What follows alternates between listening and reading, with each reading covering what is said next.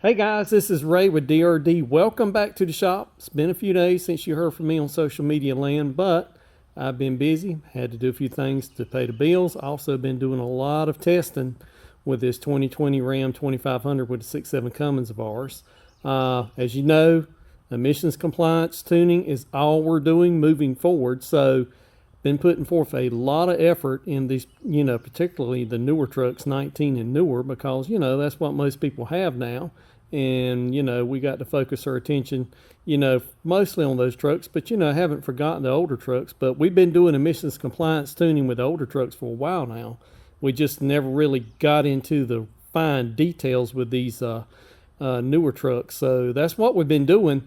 And I have been doing a lot of work here on the dyno. Last video you saw, we put this S&B intake on here and we run it with the stock Cummins tune, and we showed you that it does actually help pick up a little bit of power, especially in the torque down low.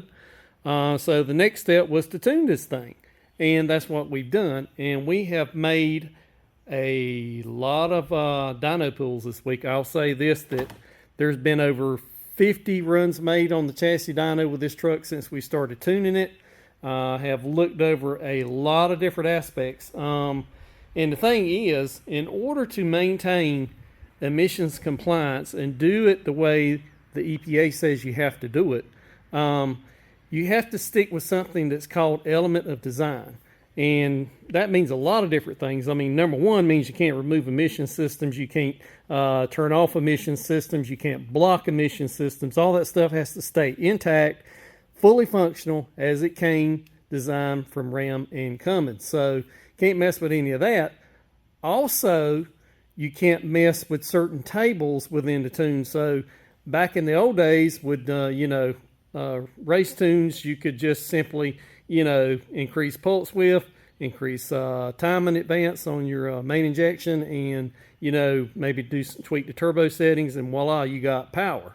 Well, you can't do it that way and maintain the element of design and the way that the government wants it done. So you have to really get creative in how you manipulate the computer to deliver more power, and that's what we've been working on. And there was times this week I was kind of beating my head in the sand, but we finally started making progress, finally figured out what we could and what we couldn't do, and then we started making power. And really pleased with how everything turned out. I'll show you the data that was recorded on the chassis dyno here. Basically got a progression of power here. Stock 336, 716 with the S&B intake on it. Stock Cummins calibration. And then I started tuning it. I mean, you can see it goes 341, 376, so on and so forth, all the way to 435, 876 torque. And keep in mind, guys, back in the old days with race tunes and deleted trucks, yeah, I mean, you can knock it on up 475, close to 500 wheel horsepower, but that's with no emissions on. And maintaining, compliance and sticking with the element of design, you've got certain things, you've got exhaust back pressure limits, you've got exhaust temperature limits, you've got a lot of things that you have to stay within boundaries, and it kind of limits what you can do and maintain, that compliance status. So we stuck within those boundaries, and we have made a tune that goes all the way from stock, which was around 336 wheel, all the way up to 435, and that translates to roughly 100 wheel horsepower over stock, and about 130, 40, 50 pounds of foot-pounds of torque over stock at the wheels. Okay, so if you figure about a 15% drivetrain loss, that puts us right at 500 crank horsepower, and that's roughly 130 more horsepower over the 370 horsepower stock horsepower rating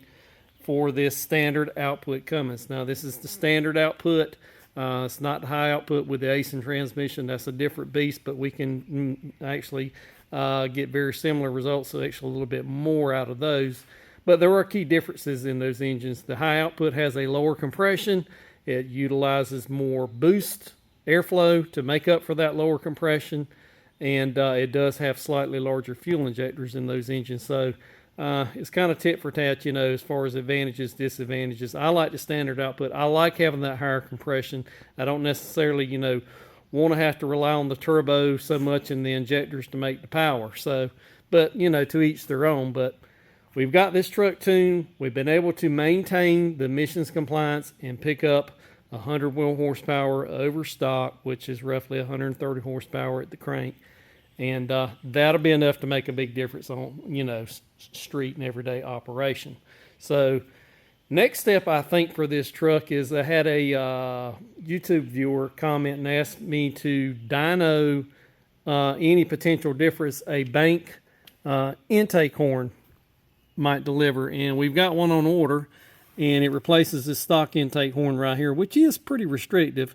And that kit also does away with the factory style grid heater, which you guys know that there is a chance that the grid heater bolt down inside the intake plenum can break loose and go in the engine and mess up your engine. So we're going to get one of those installed here soon, and we're going to go through well, what we're going to do, we're just going to simply program the factory tune back in it and see if simply bolting one of those banks intake horns on there will make a difference in power with the factory tune.